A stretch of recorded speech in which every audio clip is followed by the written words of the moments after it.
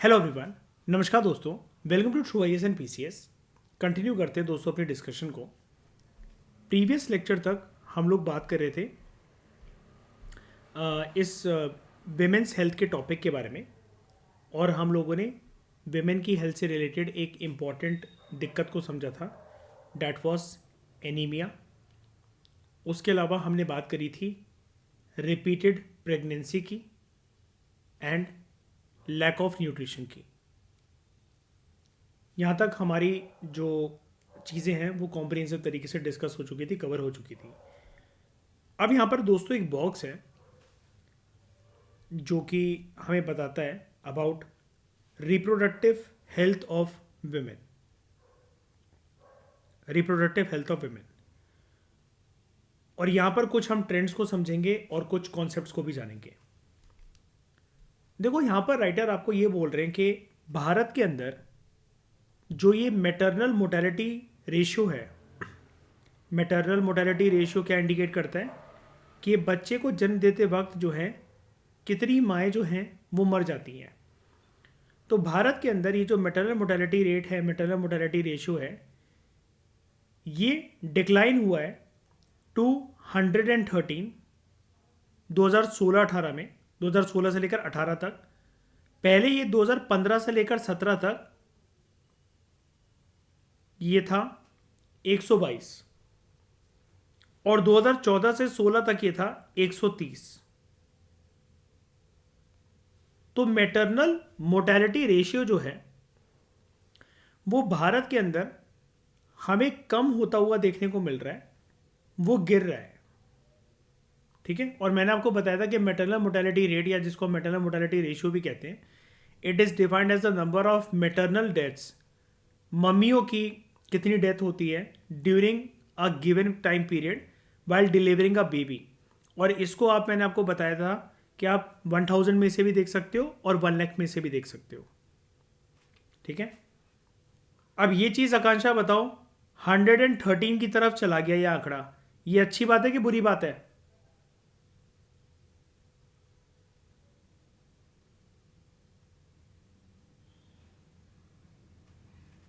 पहले 130 था, फिर 122 हुआ, फिर 113 हो गया। ये अच्छी चीज हो रही है भारत के साथ कि बुरी चीज हो रही है?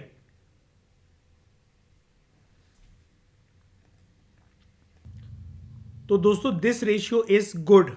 This is indicating towards a good thing that maternal mortality ratio कम हो रहा है। लेकिन ये खुशी मनाने वाली बात नहीं है, क्योंकि ये ऑलमोस्ट जीरो ही होना चाहिए वैसे। अच्छा दोस्तों, क्या होता है कि जब आप मेंस के आंसर राइटिंग करते हो, मतलब आंसर्स लिख कर आते हो रियल एग्जामिनेशन हॉल के अंदर, तो आपको अगर ऐसे ट्रेंड को लिखना है, ठीक है, तो आप वो आंसर्स के बीच में ना लिखकर इस प्रकार के ग्राफ बना दिया करो।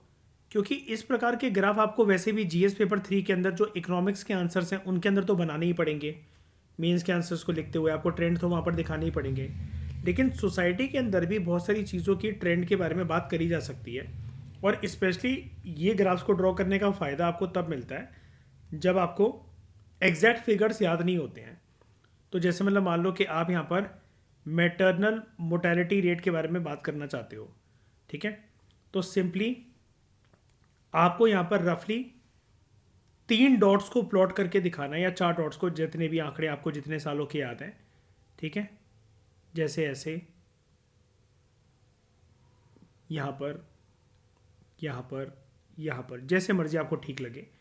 तो उसमें बस सिंपली आपको ये पोर्ट्रे करना होता है कि जैसे ये वाली चीज़ साल 2014 से 16 तक की है, फिर यहाँ पर साल 2015 से 17, फिर साल 2016 से 18, और फिर साल 2026। तो यहाँ पर अगर आपको ये दिखाना है कि ये जो ट्रेंड है मैटरनल मोर्टेलिटी रेट का, तो ये डिक्लाइनिंग ट्रेंड की तरफ है, आप इस प्रकार के ग्राफ्स का सहारा ले सकते हो। ठीक है, आप इस प्रकार के ग्राफ्स को बनाकर आओ, तो डेफिनेटली आपको जो है ज़्यादा इन सब चीज़ों का रिवॉर्ड मिलेगा। ये सब ग्राफ्स मतलब ये सब ट्रेंड्स जो हैं ये आप ग्राफ्स की फॉर्म में इस प्रकार से रिप्रेजेंट आराम से कर सकते हो। तो आप देख भी रहे होगे, ये अच्छा भी लगता है बनाने में, और हम जो है बिना लिखे बहुत सारी बातों को बयां भी कर सकते हैं। तो मैटरनल मोर्टेलिटी रेशियो ओवरऑल एक अच्छे ट्रैक पर है हमारे देश के अंदर। अब नंबर ऑफ कॉन्ट्रासेप्टिव्स जो हैं, नंबर ऑफ कॉन्ट्रासेप्टिव्स इंक्रीज हुई हैं भारत के अंदर, यूज होना, अवेलेबल होना। कॉन्ट्रासेप्टिव्स के कॉन्टेक्स्ट में दो चीज़ें बोली जाती है कॉन्ट्रासेप्टिव्स को, एक तो अवेलेबल करवाना और दूसरा है लोगों के द्वारा यूज करना। लेकिन ये जो है ना, किसी भी देश के अंदर कॉन्ट्रासेप्टिव्स जो यूज करी जानी चाहिए और जो अवेलेबल होनी चाहिए वो 100% होनी चाहिए। लेकिन हमारे देश में अभी 100% ये वाला मार्क जो है वो अचीव नहीं हो पाया है। तो आप मुझे बताओ कॉन्ट्रासेप्टिव्स क्या होते हैं और उसका यूज क्या होता है। What are contraceptives. यहां पर जब इतनी भयंकर लाइन लिखी हुई है कि कॉन्ट्रासेप्टिव जो है 100% मार्क उनका अचीव होना चाहिए, 100% वो अवेलेबल होनी चाहिए हर किसी के लिए एवरी टाइम, तो है क्या ये contraceptives? Birth control, yes. Unwanted pregnancy को देखो, एक तो होती है वांटेड प्रेगनेंसी, यानी कि कपल्स डिसाइड कर रहे हैं कि वो बेबी प्लान कर रहे हैं, फैमिली प्लानिंग कर रहे हैं, तो कपल्स डिसाइड करके बच्चा जो है वो प्लान कर रहे हैं, तो वो तो है वांटेड प्रेगनेंसी। अब अनवांटेड प्रेगनेंसी क्या है कि कपल्स की प्लानिंग कुछ नहीं थी, लेकिन और वो भी अपने करियर वगैरह के बारे में सोच रहे थे, बहुत सारी चीज़ें जो थी उनकी मतलब लाइन में थी, एक सिंक्रोनाइज मैनर में चल रही थी, और उसी एक टाइमलाइन के साथ बेबी की भी प्लानिंग थी, लेकिन वो नियर फ्यूचर के साथ जुड़ी हुई थी। लेकिन होते होते बच्चा हो गया, तो that is known as unwanted pregnancy. ठीक है, तो इसको जो है, जैसा कि रिया ने हमें बताया, इसका दूसरा नाम होता है कॉन्ट्रासेप्टिव्स का, जिसको हम कहते हैं बर्थ कंट्रोल। ठीक है, बच्चा पैदा ना हो उसके लिए बड़े सारे कंट्रोलिंग मेजर्स। तो इसको जरा एक बारी दोस्तों डिटेल तरीके से समझते हैं। ठीक है, कॉन्ट्रासेप्शन, कॉन्ट्रासेप्शन जिसका दूसरा नाम जो है, जैसा कि अपने बात करी बर्थ कंट्रोल, यहां पर आप बेसिकली करते क्या हो, यहां पर आप कुछ तौर तरीकों को यूज करते हो, कुछ मेथड्स नहीं तो मेडिसिन्स, दवाइयाँ, कुछ डिवाइसेस को, या फिर इवन सर्जरी को ऑप्ट करा जा सकता है। किस लिए? यहां पर जो मेन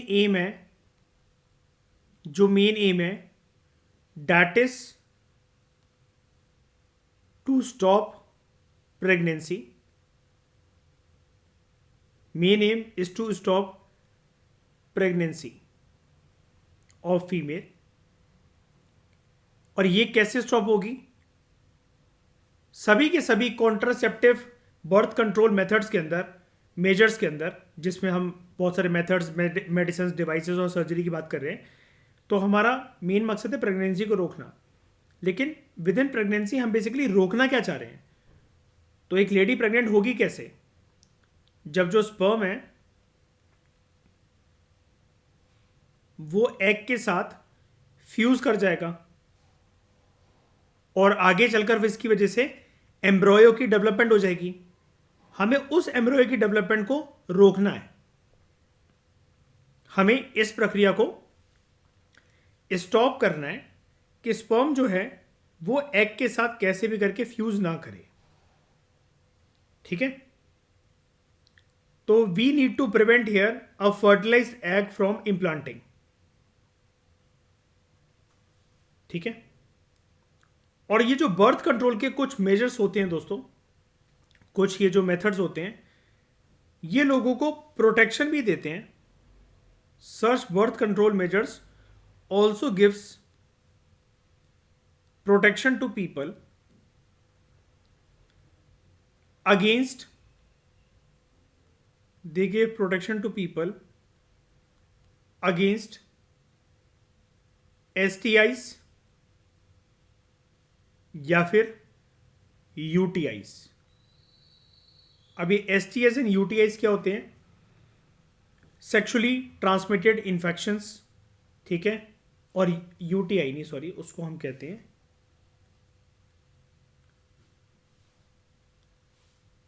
IUDs,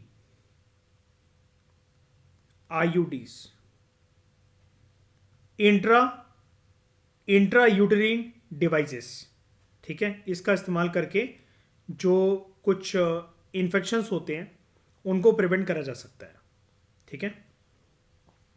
अब यहां पर दोस्तों क्या है, कॉमन मेथड्स हमें समझने पड़ेंगे कि कौन कौन से हैं जो कि कॉन्ट्रासेप्शन या फिर बर्थ कंट्रोल के परिभाषा के अंदर आते हैं, ठीक है।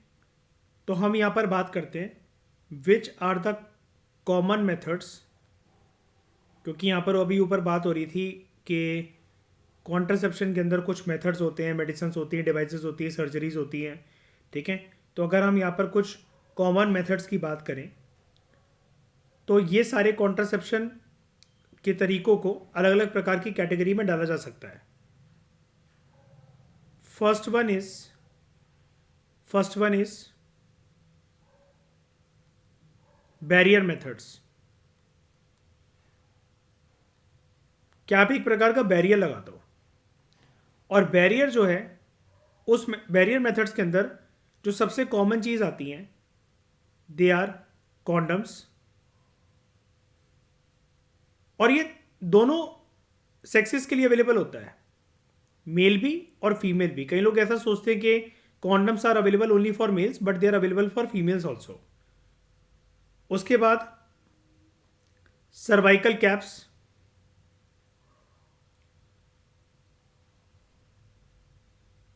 या इसको सर्विकल कैप्स भी आप बोल सकते हो। सर्विकल कैप्स जो कि फिजिकली ब्लॉक कर देता है स्पर्म को, तो कॉन्डम्स भी फिजिकली ब्लॉक कर देते हैं स्पर्म को, और सर्विकल कैप्स जो होते हैं वो भी फिजिकली ब्लॉक कर देते हैं स्पर्म्स को। तो ये तो हो गए बैरियर मेथड्स, कि यानी कि कोई जो कपल हैं they want to get physically involve with each other, लेकिन वो बच्चा अभी नहीं करना चाहते हैं, उनको फिजिकल होना है। They want to get intimate, they want to enter into sexual relationship या intercourse, but they don't want to have a baby right now. तो उसके लिए these are the barrier methods which are available. दूसरी category आती है दोस्तों जिसको हम कहते हैं हार्मोनल मेथड्स। ये सब कॉन्ट्रासेप्शन की कैटेगरीज हैं। दूसरी कैटेगरी आती है हार्मोनल मेथड्स की। हार्मोनल मेथड्स के अंदर बात होती है, यानी कि यहां पर बैरियर मेथड को इंसान यूज करना भूल गए थे, तो अब वो क्या करेंगे, जो कंसीव हो गया है बेबी, ठीक है, या फिर कंसीव हो सकता है, सॉरी, बेबी, तो बेबी को कंसीव करवाने के लिए, उससे बचने के लिए females can use pills, they can use some implants,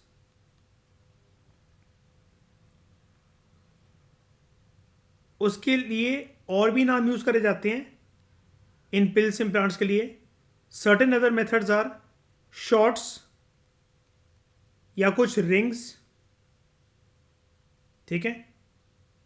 और ये सब चीजें क्या करती हैं, ये पिल्स, इम्प्लांट्स, शॉर्ट्स, रिंग्स, यानी कि कोई ना कोई चीज बेसिकली क्या है, या तो खाई जा रही है या फिर प्राइवेट पार्ट्स पर लगाई जा रही है। कोई चीज अंदर इंप्लांट करी जा रही है प्राइवेट पार्ट्स के अंदर। तो इससे होगा क्या, इससे हॉर्मोन्स जो हैं वो रिलीज होंगे। All these things will release hormones, जिसकी वजह से जो ओव्यूलेशन की प्रक्रिया है, वो रेगुलेट हो जाएगी। यानी कि जो स्पर्म एग के साथ मिलन करने के बाद एक एम्ब्रॉय के अंदर जो कन्वर्ट होने वाला था वो रुक जाएगा। और जैसे कॉमन जो आई पिल्स, जैसे जो पिल्स के अंदर आती हैं, दे आर आई पिल्स, जिसकी एडवर्टीजमेंट भी आती है, ठीक है। उसके बाद तीसरा कॉन्ट्रासेप्शन का जो मेथड होता है, it is known as IUDs. ये आईयूडीज क्या है? आईयूडीज आर नोन एज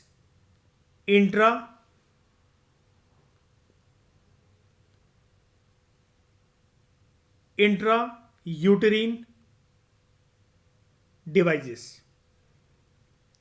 ये होते क्या हैं? ये छोटे छोटे साइज के डिवाइसेस होते हैं। These are the small devices which is inserted into uterus.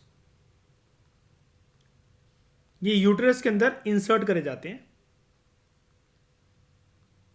Which is inserted into female uterus. और मकसद सारी चीजों का एक ही है, this is done to prevent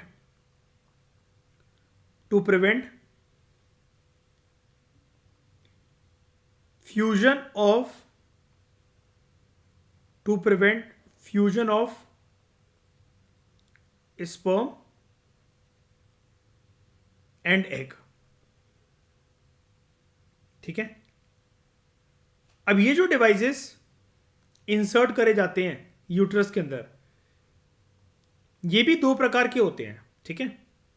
कुछ को कहा जाता है कॉपर डिवाइसेस, और कुछ जो होते हैं उनका नाम लिया जाता है as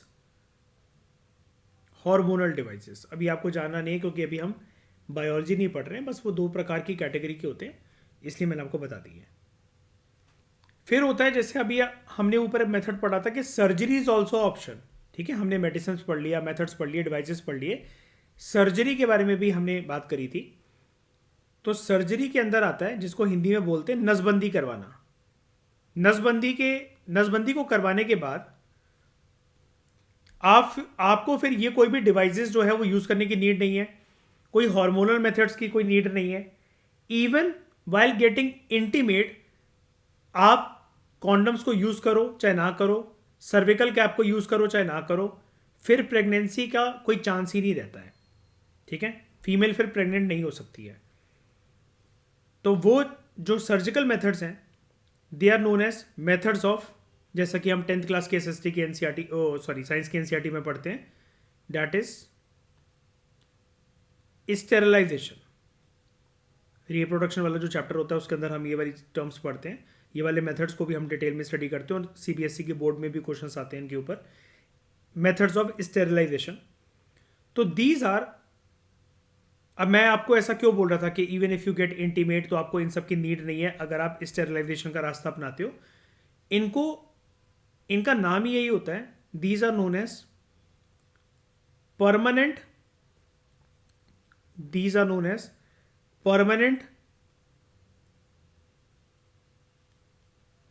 surgical, these are known as permanent surgical procedures।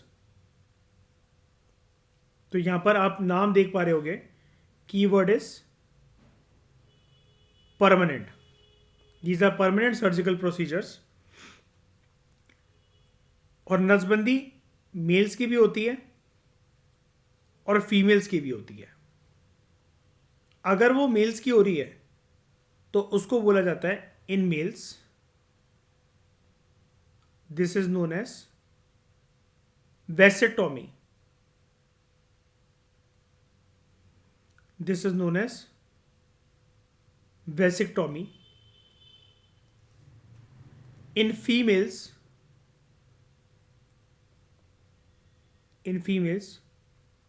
this is known as tubectomy।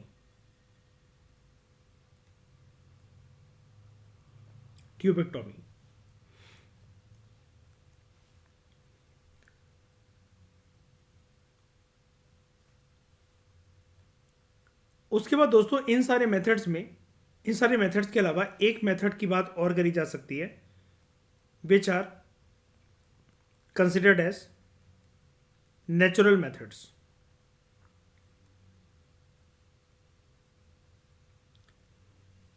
अब नेचुरल मेथड्स में क्या आता है, ये चीज आती है फीमेल्स के ऊपर, ठीक है। नेचुरल मेथड्स के कॉन्टेक्स्ट के अंदर हमें बात करनी होती है फीमेल्स की। कि मान लो ड्यूरिंग सेक्सुअल इंटरकोर्स जो कपल हैं including female, they forgot to have barrier method, उसके बाद हार्मोनल मेथड जो है वो तो तभी लिया जाएगा जब एक किसी लेडी को पता लगेगा that she is expecting a baby, या फिर वो प्रेग्नेंट होने के उसके चांसेस हैं, लेकिन अभी उनको बेबी नहीं चाहिए कपल को। या फिर इंट्रा यूट्रिन डिवाइसेस को वेयर करना, ठीक है, या फिर स्टेरिलाइजेशन मेथड वगैरह को अपनाना। नेचुरल मेथड के अंदर बेसिकली क्या होता है, आप किसी भी चीज़ का सेवन नहीं कर रहे हो, किसी भी चीज़ को लगा नहीं रहे हो, लेकिन फिर भी how will you track, how will you come to know, मतलब एक औरत को पता कैसे लगेगा कि उसके प्रेगनेंसी के चांसेस हैं। हमेशा बैरियर मेथड का या किसी और तरीके का ध्यान रखा जाता था while having physical intercourse, while getting involve physically, लेकिन अब ये पता कैसे लगेगा कि बेबी हो सकता है इन द नियर फ्यूचर, या फिर शी माइट गेट प्रेग्नेंट, तो उसको कहा जाता है नेचुरल मेथड। अब नेचुरल मेथड में बहुत सिंपल सी बात ये करी जाती है कि यहां पर फीमेल्स को ट्रैक करनी होती है, फीमेल्स को ट्रैक करनी होती है अपनी मेंस्ट्रुअल साइकिल, अपनी मेंस्ट्रुअल साइकिल जर्नली एक पर्टिकुलर डेट के अराउंड जब एक लड़की की मेंस्ट्रुअल साइकिल जब शुरू हो जाती है और उस टाइम पर उससे 5 दिन आगे बीत चुके हैं या फिर 10 दिन आगे बीत चुके हैं एंड स्टिल उसकी मेंस्ट्रुअल साइकिल अगर शुरू नहीं हुई है, तो उसको थोड़ा सा अवेयर हो जाना चाहिए, तो उसको समझ जाना चाहिए कि शायद से लास्ट टाइम इंटरकोर्स करने की वजह से she might have got pregnant, क्योंकि पीरियड्स मिस हो गए हैं। और आप जानते हो कि 9 महीने के कार्यकाल में जब कोई भी लड़की, कोई भी महिला प्रेग्नेंट होती है तो प्रेगनेंसी के टाइम पर पीरियड्स नहीं होते हैं, मेंस्ट्रुअल साइकिल उस टाइम पर एक्टिवेटेड नहीं होती है, ठीक है। तो इसको ट्रैक करा जा सकता है, लेकिन यहाँ पर दोस्तों एक कैच है, यहाँ पर एक चीज़ जो है आजकल के ज़माने में, अब ये जो नेचुरल मेथड है किसी काम का है नहीं। वो इसलिए नहीं है क्योंकि हर 10 में से 8 लड़कियों को पीसीओएस या पीसीओडी की दिक्कत होती है, जिसकी वजह से उनकी जो मेंस्ट्रुअल साइकिल है कभी कभार तो 2-2 मंथ तक वो स्टक रहती है, 2-2 मंथ तक स्टक रहती है।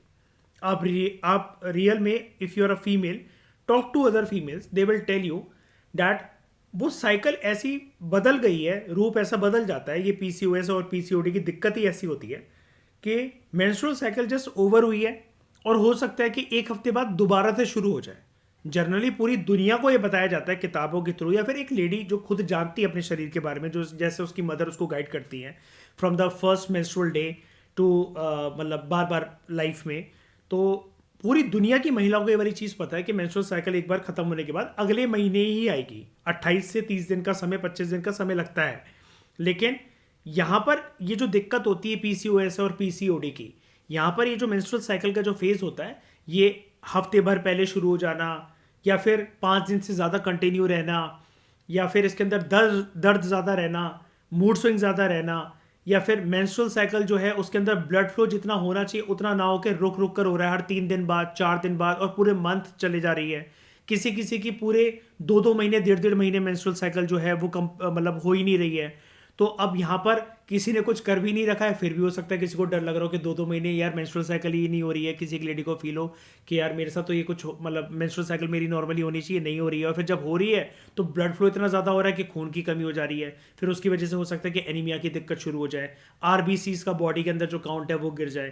तो ये जो नेचुरल मेथड है कि जिसके थ्रू हम मेंस्ट्रुअल साइकिल के थ्रू ये पता लगाने की कोशिश करते हैं कि weather a girl can expect a baby और नॉट, ये वाला मेथड अब थोड़ा सा बेकार हो चुका है। बिकॉज बहुत सारी फीमेल्स जो हैं in the current time, in the current scenario, they suffer from the problem of PCOS and PCOD, जिसकी वजह से उनकी मेंस्ट्रुअल साइकिल जो नॉर्मल साइकिल होती है वो अब नॉर्मल साइकिल के अंदर कन्वर्ट होती चली जा रही है, ठीक है।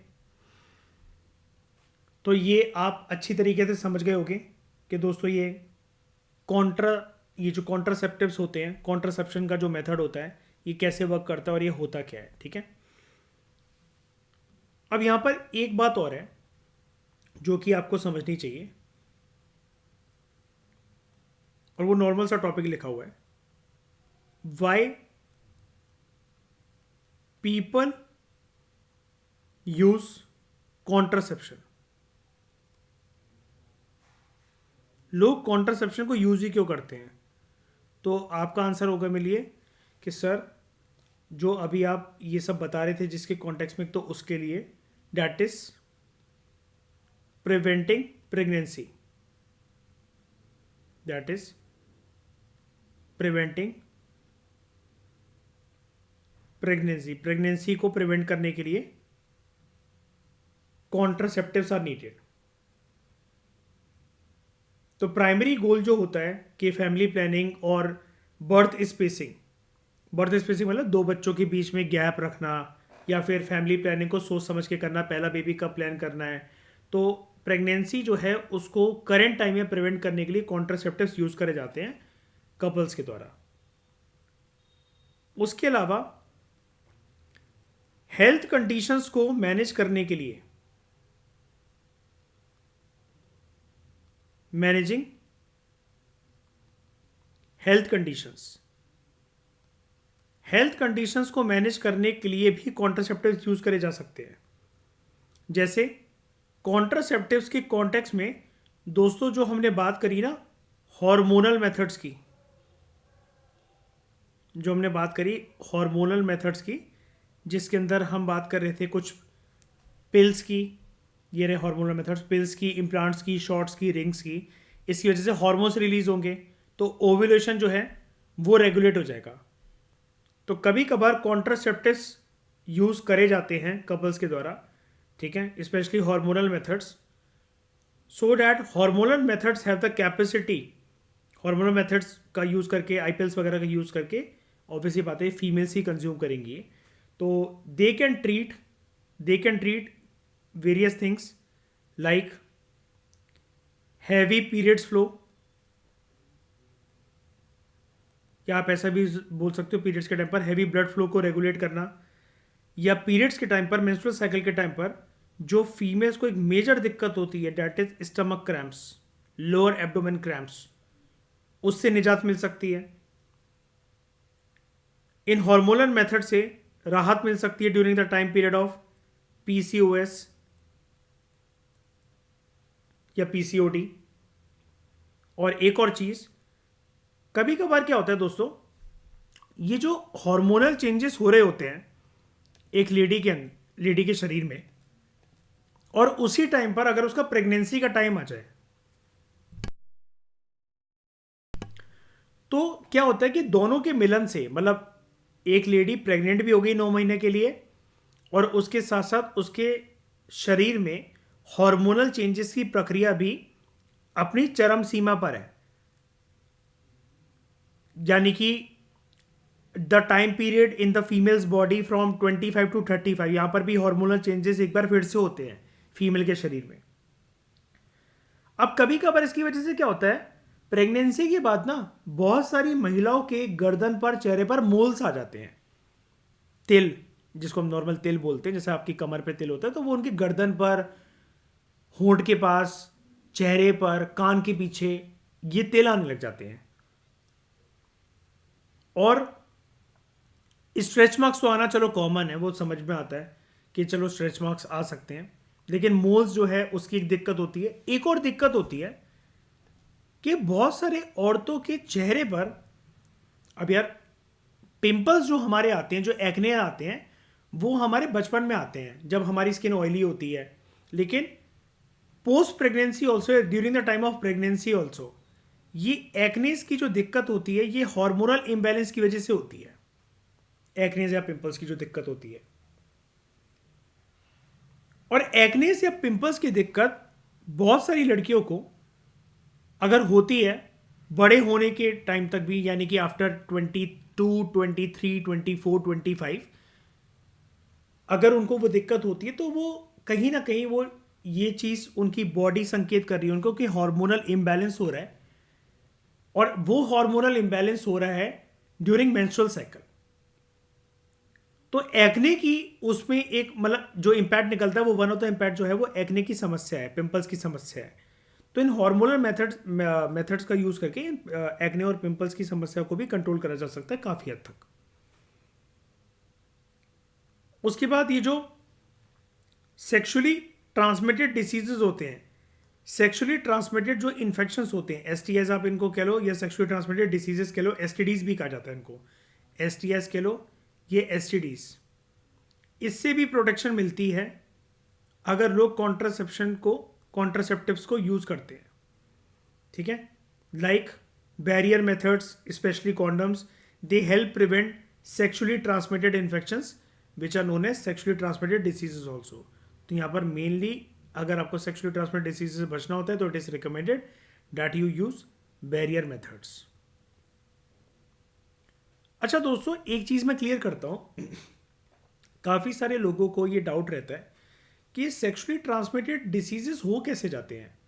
मतलब अगर कोई एक इंसान जो है वो दूसरे इंसान के साथ अगर इंटीमेट हो रहा है, ऑब्वियस ही बात है कि आपका कोई स्पाउस है, अगर फीमेल है तो हस्बैंड है, हस्बैंड है तो उसकी वाइफ होगी। तो ये सेक्सुअली ट्रांसमिटेड इन्फेक्शन या सेक्सुअली ट्रांसमिटेड डिसीज हो कैसे जाते हैं दोस्तों? उसके 3-4 कारण होते हैं। प्रमुख कारण एक प्रकार से साइंटिस्ट जो है अभी भी पुष्टि नहीं कर पाए हैं।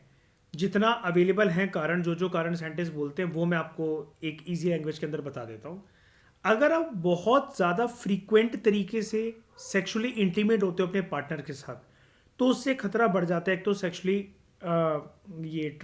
सेक्सुअली ट्रांसमिटेड डिसीजेस का या सेक्सुअली ट्रांसमिटेड इन्फेक्शन जिसको बोला जाता है उससे, plus if in your life you have multiple sexual partners, मतलब एक पर्सन है वो शादी से पहले, शादी के बाद, शादी के दौरान बहुत सारी जगह मुंह मारता है या मुंह मारती है, उसकी वजह से भी खतरा हो सकता है किसी को सेक्सुअली ट्रांसमिटेड इन्फेक्शंस का या सेक्सुअली ट्रांसमिटेड डिसीजेस का। और ऐसा भी देखा गया है that if you have only one sexual partner, ठीक है, if you have only one sexual partner, but अगर मतलब वन सेक्सुअल पार्टनर होने में सेक्सुअली ट्रांसमिटेड इन्फेक्शन या डिसीजेस का 99.99% खतरा नहीं रहता है।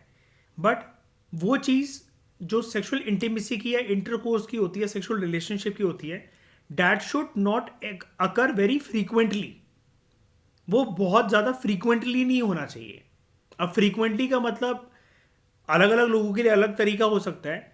कहीं आप कहोगे कि सर ये डेली बेसिस के आप ऊपर बात कर रहे हो क्या, या फिर विद इन अ डे आप 2 to 3 टाइम्स की बात कर रहे हो क्या। तो वो डिपेंड करता है कि आपकी बॉडी आपको अलाउ कितना करती है सेक्सुअली इंटीमेट होने के लिए। लेकिन वो चीज़ जो है वो ज़्यादा स्पीड अप नहीं होनी चाहिए। अगर वो होती है तो उससे भी खतरा हो सकता है।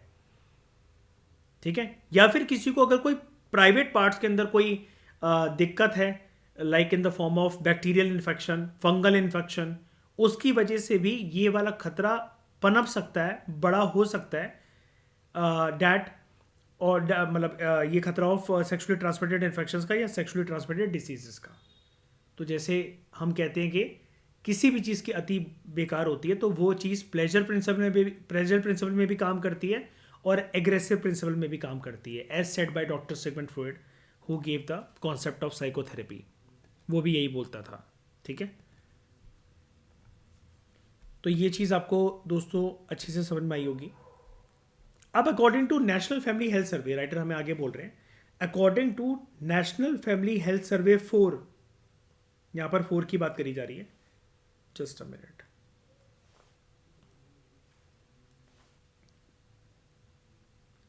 According to National Family Health Survey 4, institutional deliveries जो हैं, इंस्टीट्यूशनल डिलीवरीज मतलब पहले के ज़माने में दोस्तों क्या होता था, आप अपनी कभी मम्मा से पूछना ये वाली बात, या दादी दादा, मतलब मम्मा से पूछना दादी दादा के ज़माने की बात, या दादी दादा से, नाना नानी अगर आपके हैं तो आप उनसे खुद पूछना। पहले लोग ना घर के अंदर ही किसी एक कमरे के अंदर कुछ औरतों के साथ मिलकर एक औरत का बच्चा पैदा कर लेते थे। पुराने ज़माने के अंदर ये जो क्लिनिक्स और अस्पताल जो होते हैं, चाहे वो प्राइवेट अस्पताल हो, सरकारी अस्पताल हो, ये सब की सुविधाएं नहीं रहती थी। कुछ औरतें मिलकर घर पर आती थी, चादर लगाकर एक कमरे के अंदर सेटअप पूरा अपना बनाकर वो घर के अंदर ही बच्चा पैदा करवा देती थी। तो जो घर के अंदर जो बच्चे पैदा होते हैं उसको हम कहते हैं होम बर्थ। घर के अंदर ही आपने जुगाड़ करवाकर बच्चे पैदा करवा दिए, उसको कहते हैं हम होम बर्थ। और जो डिलीवरीज हॉस्पिटल्स के अंदर होती हैं, फिर चाहे वो गवर्नमेंट हॉस्पिटल हो या फिर वो प्राइवेट हॉस्पिटल हो, उसको हम कहते हैं इंस्टीट्यूशनल डिलीवरीज। कि प्रॉपर एक नर्स एक डॉक्टर की निगरानी के अंदर एक माँ ने एक बच्चे को जन्म दिया है। तो इंस्टीट्यूशनल डिलीवरीज हमारे देश में इंक्रीज होने लगी हैं।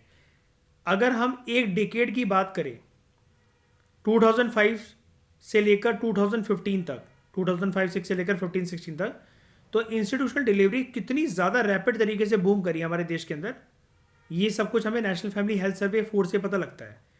39% थी 2005-6 के आसपास इंस्टीट्यूशनल डिलीवरीज, कि वो महिलाएं, वो औरतें, वो घर परिवार के लोग जो अपनी बहू बेटियों को डिलीवरी करवाने के लिए प्रॉपर इंस्टीट्यूशंस, सरकारी अस्पताल, प्राइवेट अस्पताल में लेकर जा रहे हैं। तो 2005-6 में इट वॉट 39%, लेकिन 15-16 में it went up to 79%, almost double, almost double. Deliveries जो सरकारी अस्पताल में होने लगी हैं वो भी 22% बढ़ गई हैं। लेकिन प्राइवेट अस्पतालों के अंदर जो डिलीवरीज जो होती हैं वो 8% गिर चुकी हैं। अब ऐसा क्यों? Because private hospitals are costly. Government hospitals जो हैं वो एक्सेसिबल भी होने लगी हैं अब ज़्यादा। और सबसे बड़ी बात यह कि गवर्नमेंट हॉस्पिटल्स में केयर इतनी अच्छी नहीं हो पाती है। Behaviour of the nurse, behaviour of the staff is very bad. Hygiene नहीं है, क्लीनिनेस नहीं है। बिजली भी कभी कभार ऐसा कंप्लेंट आती है कि सरकारी अस्पतालों में बिजली भी नहीं रहती है। लेकिन फिर भी लोग जो हैं वो प्रेफर करते हैं, जिनके पास पैसा नहीं है। यहाँ पर मेन चीज़ मनी फैक्टर आ जाती है, इनकम फैक्टर आ जाता है। उसकी वजह से लोग प्राइवेट हॉस्पिटलों में डिलीवरी ना करवाकर सरकारी अस्पतालों को प्रेफर करते हैं। होम बर्थ जो हैं वो फिर भी ड्रॉप हुए हैं बाय 16%, 16% तक होम जो मतलब घरों में जो लोग बच्चे पैदा करवा लेते थे वो जो हैं वो ड्रॉप हुए हैं। लेकिन जो हेल्थ केयर है, स्पेशली विमेन हेल्थ केयर की अगर हम बात करें, it has not been able to cater to the lowest rung of the society. यानी कि it has not been able to give its attention to the lowest rung, to the lowest level of the society. वहाँ तक health care जो है वो अभी अच्छी तरीके से वर्क नहीं करती है समाज के सबसे डाउनट्रोडन सेक्शन ऑफ द सोसाइटी के लोगों के बीच में। और उसका कारण, एक प्रमुख कारण ये है, this is primarily due to lack of facilities in rural areas and due to lack of doctors there. Rural areas में तो फैसिलिटीज नहीं है या तो डॉक्टर ही नहीं है। इसके अलावा जो एंटीनेटल केयर की जो क्वालिटी है, एंटीनेटल केयर की जो क्वालिटी है वो भी काफ़ी इंपॉर्टेंट मानी जाती है। अगर हमें स्टिल बर्थ के रिस्क को रिड्यूस करना है और प्रेगनेंसी की ये जो कॉम्प्लिकेशंस होती हैं इनको रिड्यूस करना है। और इंडिया एंटीनेटल केयर के मामले में और स्टिल बर्थ और प्रेगनेंसी कॉम्प्लिकेशन के मामले में एक अच्छी पोजीशन पर नहीं है, एक अच्छी छवि भारत की नहीं है। अब दोस्तों यहाँ पर हमारे सामने ये दो वर्ड्स आए हैं, प्रेगनेंसी कॉम्प्लिकेशंस तो आप अच्छे से समझ सकते हो, लेकिन आपको ये दो वर्ड्स को समझना चाहिए कि ये एंटीनेटल वर्ड क्या होता है और एंटीनेटल केयर वर्ड का क्या मतलब है और ये स्टिल बर्थ क्या होता है। ठीक है, इसको समझते हैं। एंटीनेटल दोस्तों, इस शब्द का मतलब होता है anything which is connected with the care of pregnant women. जो महिला गर्भवती है, गर्भवती महिला का ख्याल अगर रखा जा रहा है, उसकी केयर करी जा रही है फिजिकली, मेंटली, इमोशनली, किसी भी तरीके से, तो वो एक एंटीनेटल केयर का पार्ट होता है। ठीक है, एंटीनेटल केयर ना बहुत ही एक एसेंशियल चीज होती है। हम इसको यहां पर लिखते हैं। ये जो एंटीनेटल केयर है, जिसको हम शॉर्ट में एंटीनेटल केयर एएनसी भी कह सकते हैं, ये बहुत एसेंशियल होती है। ये बहुत एसेंशियल तरीके की हेल्थ केयर होती है फॉर प्रेग्नेंट इंडिविजुअल्स, महिलाएं। और ये केयर इनको कब से लेकर कब तक मिलती है महिलाओं को? किस केयर को हम लोग कौन सी तरीके के एक आराम को, कंफर्ट को, केयर को, सपोर्ट को हम लोग एंटीनेटल केयर की कैटेगरी में काउंट करेंगे? जब तक एक औरत ने बच्चा कंसीव करा हुआ है और जब तक वो उस बच्चे को जन्म नहीं दे देती है, तब तक जब उसका ख्याल रखा जाता है किसी भी पर्सन के द्वारा, किसी भी इंडिविजुअल के द्वारा, कहीं पर भी, अस्पताल में कोई नर्स है जो 9 महीने उसके साथ है, कोई आया है, कोई आंटी हैं जो कि मालिश करने आती हैं, उसकी कुछ भी केयर में हर चीज़ की केयर आती है। तो कंसेप्शन से लेकर जब तक वो गर्भवती बन नहीं गई थी और जब तक वो गर्भ से अपने बच्चा बाहर नहीं निकाल देती है, तब से लेकर जो ये पूरा केयर, ये जो पूरा टाइम पीरियड होता है, यहाँ तक इसको जो भी केयर मिलती है एक औरत को, वो एएनसी का पार्ट होता है, वो एंटीनेटल केयर का पार्ट होता है।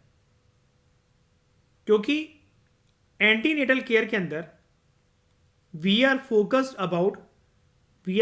About health of both the individuals. और ये बोथ द इंडिविजुअल्स कौन है? एक तो मां, एक तो गर्भवती मां, और उसके गर्भ में जो उसका बेबी है वो। अब इसका तरीका क्या होता है? एंटीनेटल केयर में क्या क्या चीजें शामिल होंगी?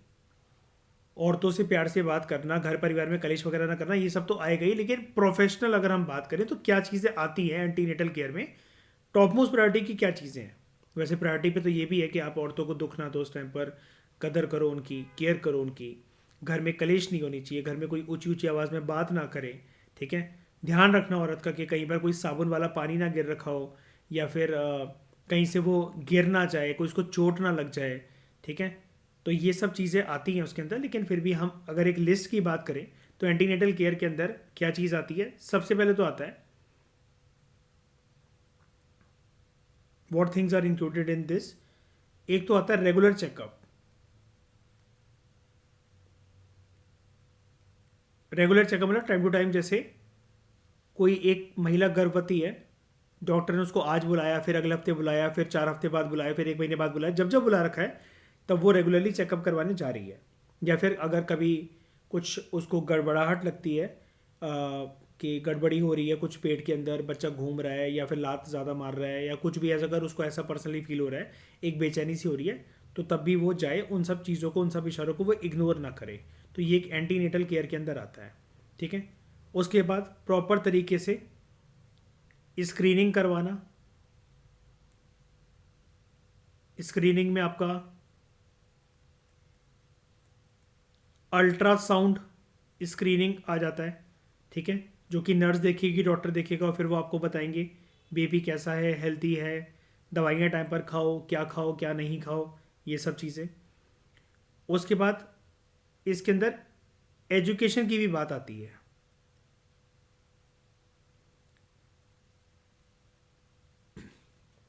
एजुकेशन की बात यहाँ पर इसलिए आती है, वैसे आप यहाँ पर दोनों चीज़ों को लिख सकते हो, एजुकेशन और उसके साथ अवेयरनेस।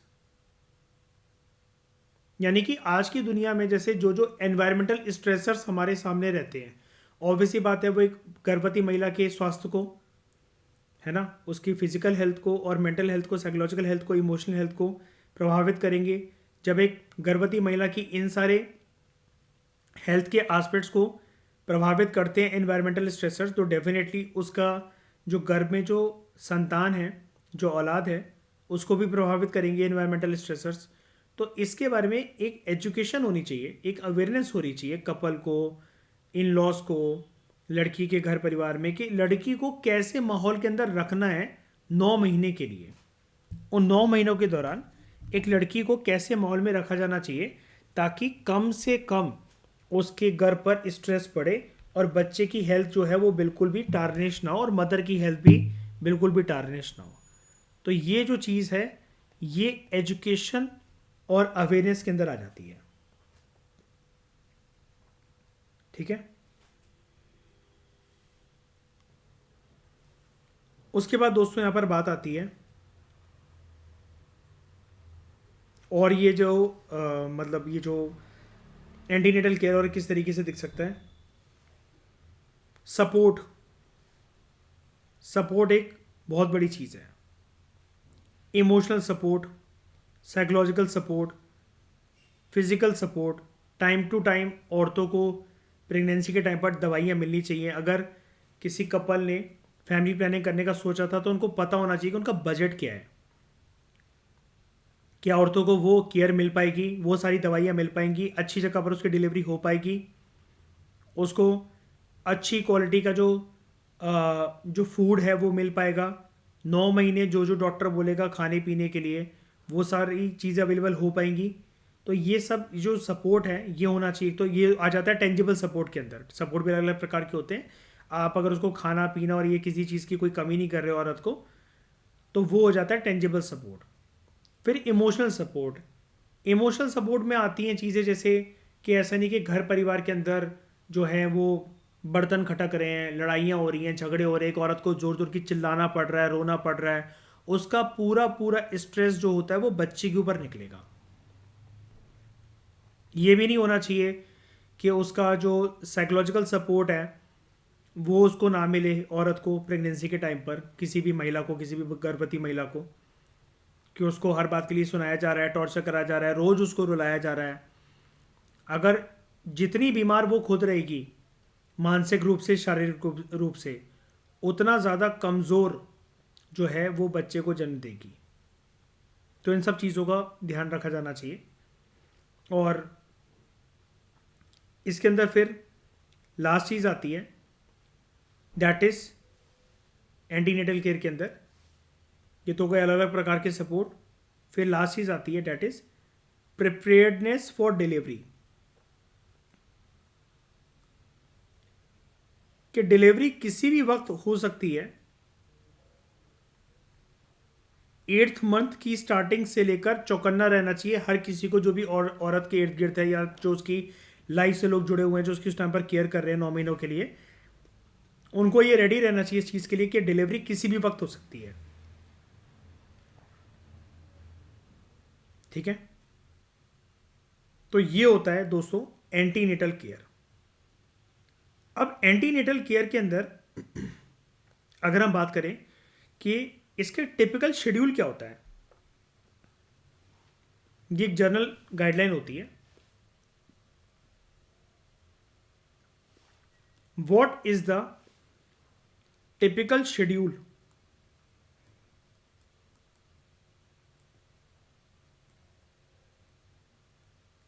Under antenatal care. तो इसके शेड्यूल को दोस्तों 3 कैटेगरीज में क्लासिफाई करा जा सकता है। मंथली,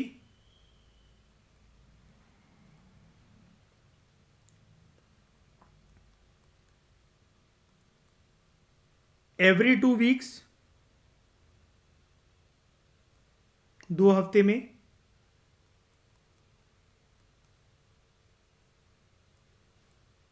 या फिर वीकली बेसिस पर। अब आप कहोगे सर आपने ये सब चीज़ें क्या लिखी हैं, 3 ये प्रिपेयर ये टिपिकल शेड्यूल के अंदर। तो दोस्तों मैं आपको जैसा कि बता रहा था कि एंटीनेटल केयर जो है इसका जो मतलब ये केयर कब से कब तक मिलेगी, या कौन सी केयर को हम एंटीनेटल केयर कह सकते हैं। तो मैंने आपको बताया था कंसेप्शन से लेकर बर्थ तक की केयर को हम एंटीनेटल केयर कहते हैं। ठीक है। और इसके अंदर ये सारी चीज़ें, ये सारे जो एस्पेक्ट्स होते हैं ये जुड़े होते हैं। That is regular checkup, screening, education awareness, support. तो उसी के कॉन्टेक्स्ट में हम ये कह सकते हैं कि यहाँ पर जो टिपिकल इसका जो शेड्यूल होता है that is monthly up to 28 weeks तक। अगर आप किसी गर्भवती महिला को सपोर्ट दे रहे हो तो उस सपोर्ट को कहा जाता है, ठीक है, अप टू 28 वीक्स तक के सपोर्ट को कहा जाता है कि यू आर प्रोवाइडिंग या she has got antenatal care. हर 2 हफ्ते का अगर उसको सपोर्ट मिल रहा है, ठीक है, तो it should last from 28 weeks to 36 weeks. ठीक है, बर्थ मतलब कंसेप्शन से लेकर, क्योंकि यहाँ पर सब कुछ आता है ना, कंसेप्शन से लेकर बर्थ तक। तो मंथली अगर मिल रहा है तो हो सकता है कि बर्थ से थोड़ा सा पहले हो, 36 वीक्स तक मिल रहा है तो बर्थ के थोड़ा सा बाद तक हो। ठीक है, वीकली आता है 36 वीक से लेकर डिलीवरी तक, 36 वीक से लेकर डिलीवरी तक। तो ये इंपॉर्टेंट क्यों होता है? ये एंटीनेटल केयर जो है, why is it crucial? Why is it crucial? ये इंपॉर्टेंट है ही क्यों? एक तो जो है ये रिड्यूस करता है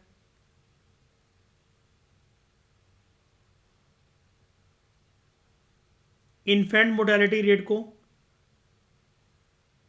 और मैटरनल मोर्टेलिटी रेट को। उसके बाद it also helps in prevention of, अगर केयर प्रॉपर मिलेगी औरत को 9 महीने के लिए, तो it will help in prevention of low birth weight. पैदा होने के टाइम पर बच्चे का जो वजन होना चाहिए, जितना होना चाहिए उतना ही वो बच्चा फिर पैदा होगा, फिर उसका वजन जो है वो कम नहीं होगा। ये बर्थ के टाइम पर जो डिफेक्ट्स हो सकते हैं बच्चे को, वो बर्थ डिफेक्ट्स नहीं होंगे, वो बर्थ डिफेक्ट्स नहीं होंगे। और न्यूनेटल जो इन्फेक्शंस होते हैं वो भी नहीं होंगे। न्यूनेटल इन्फेक्शंस जो हो सकते हैं बेटे को, मतलब बेटे को, बेटी को या मदर को, तो वो भी नहीं होंगे। और इसका एक सबसे बड़ा फायदा ये माना जाता है कि अगर माँ की हेल्थ, किसी गर्भवती महिला की हेल्थ, जो उसकी, जिसको कहा जाता है कि उसकी मैटरनल हेल्थ जो प्रेगनेंसी के टाइम पर अगर बिगड़ती है तो वो लाइफ लॉन्ग बिगड़ी रहती है। Because maternal health during pregnancy, during pregnancy of women is linked to her, is linked to her lifelong health। जिंदगी भर का जो स्वास्थ्य है उसका, उसकी प्रेगनेंसी के 9 महीने के स्वास्थ्य से जुड़ा रहता है एक औरत का। तो अगर इस टाइम पर अगर औरतों का स्वास्थ्य जो है वो अगर अच्छा है, तो लाइफ लॉन्ग जो उनका स्वास्थ्य है वो भी बहुत अच्छा होगा। तो इस टाइम पर केयर करना बहुत इंपॉर्टेंट हो जाती है औरतों की। तो आई होप दोस्तों ये चीज़ें, ये सब चीज़ें आपको समझ में आई होंगी अच्छी तरीके से। तो हम लोग यहाँ पर ये पढ़ रहे थे कि quality of antenatal care is very important to reduce the risk of still birth. अब दूसरा टर्म है समझने के लिए, that is still birth. Still birth का दोस्तों क्या मतलब होता है? यानी कि यहां पर बेबी जो है वो बॉर्न तो हो गया है, baby is born, but he और she is born without life. वो कोई भी ऐसे साइंस दिखाई नहीं रहा है जिससे हम ये कह सके कि वो जिंदा है बेबी। और इसको टेक्निकली ऐसे भी माना जाता है बायोलॉजी की फील्ड में, मेडिकल साइंस की फील्ड में स्टिल बर्थ को कैसे डिफाइन करा जाता है? Still birth is defined as loss of baby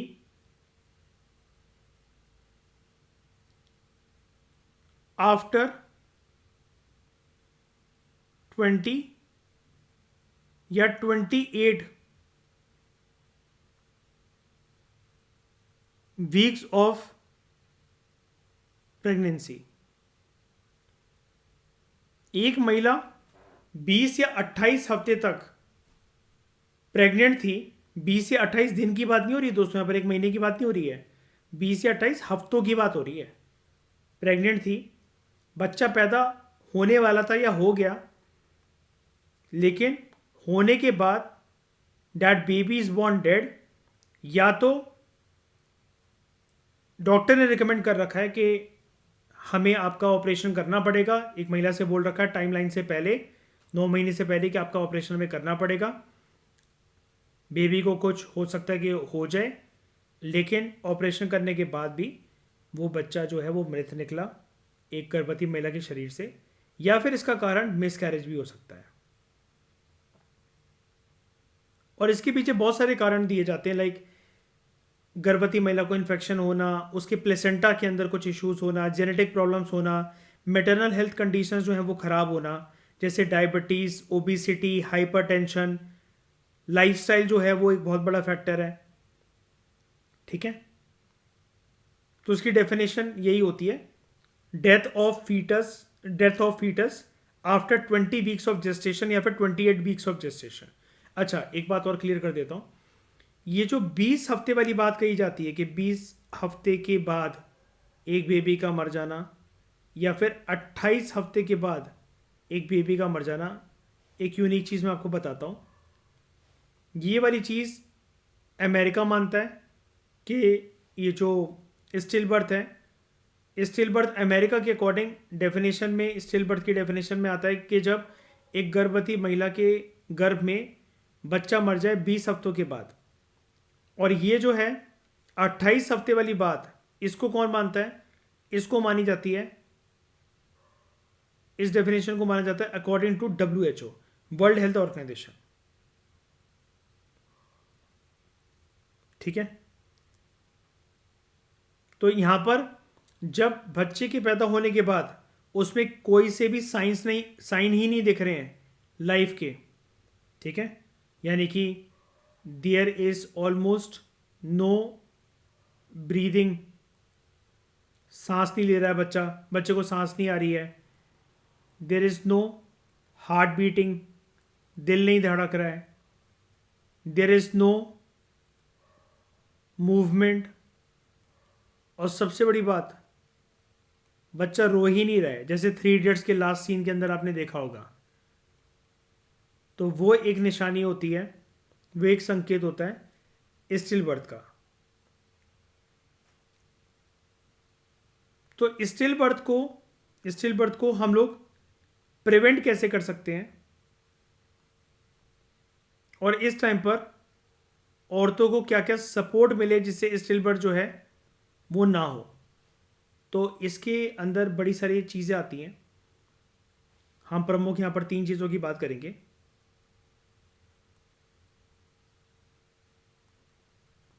एक है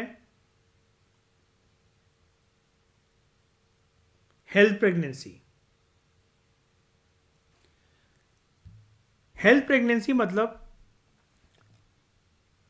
औरतों को पहले से ही, लड़कियों को, महिलाओं को पहले से ही अपने शारीरिक जो स्वास्थ्य है उसके ऊपर बहुत ज़्यादा ध्यान देना चाहिए।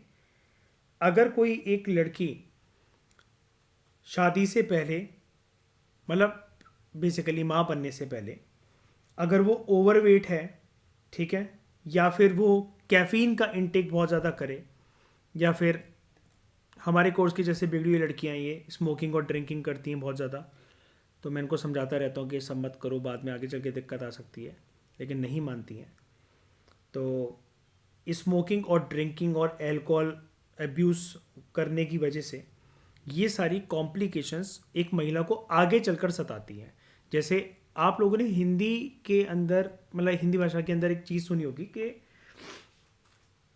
मर्द सिगरेट पी ले तो चलो ठीक है, लेकिन लड़कियों का सिगरेट पीना ना ठीक नहीं है, क्योंकि उससे उनकी, एक हिंदी के अंदर एक लाइन होती है जैसा कि लोग समझाने के लिए बोलते हैं, उससे उनकी जो बच्चेदानी होती है ना वो सड़ जाती है।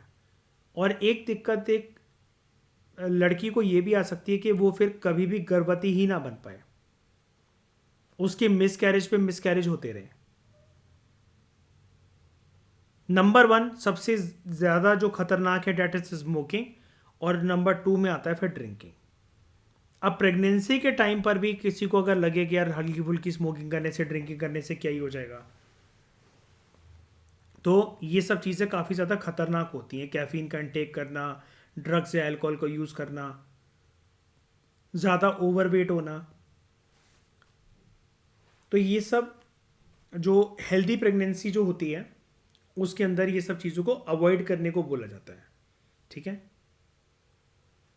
तो यहाँ पर बात आती है कि women are recommended not to smoke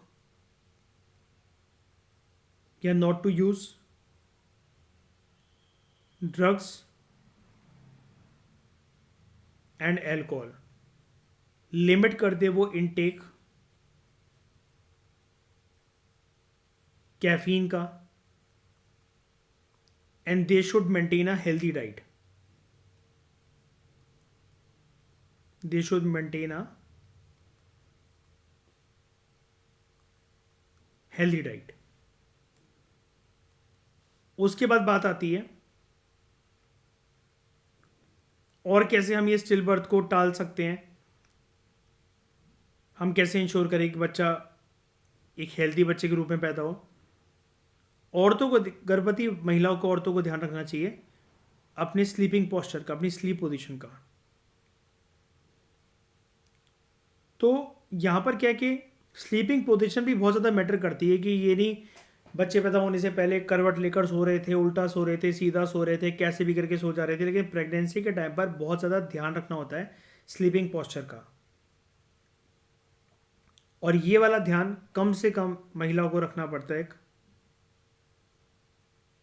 28 हफ्तों तक। और उसके बाद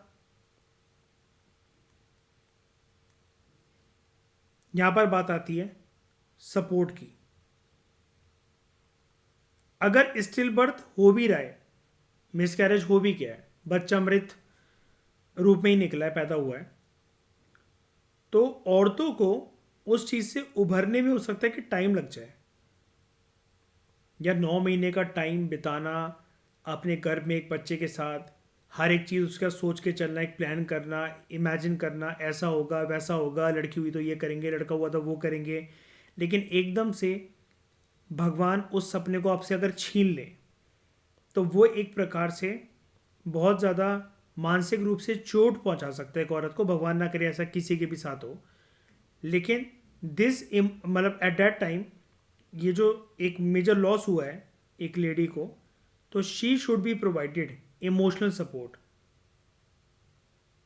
जो कि बहुत ज़्यादा ज़रूरी है उस टाइम पर एक औरत के लिए, एक महिला के लिए। तो आई होप आपको रिप्रोडक्टिव हेल्थ के सारे एस्पेक्ट्स अच्छे से समझ में आए होंगे। कोई दिक्कत, कोई डाउट, जल्दी बताओ। अच्छा, आकांक्षा पूछ रही है स्मोकिंग कैसे छोड़े। आकांक्षा, शिव जी की शरण में जाइए, ठीक है, और मेडिटेशन को स्मोकिंग बनाओ अपनी, है ना। मतलब मेडिटेशन ज़्यादा से ज़्यादा करो, पूजा भक्ति पाठ करो, उसमें ज़्यादा ध्यान लगेगा, तो वो नशा सबसे बेस्ट नशा है लाइफ का।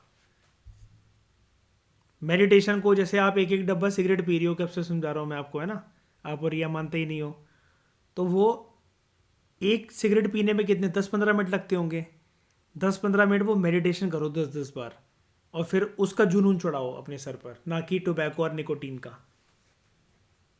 छूट जाएगी धीरे धीरे करके, हौसला रखो, हिम्मत रखो, सब अच्छा हो जाएगा।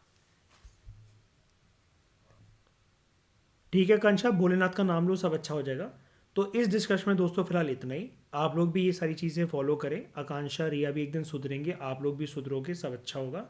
Thank you very much for discussion.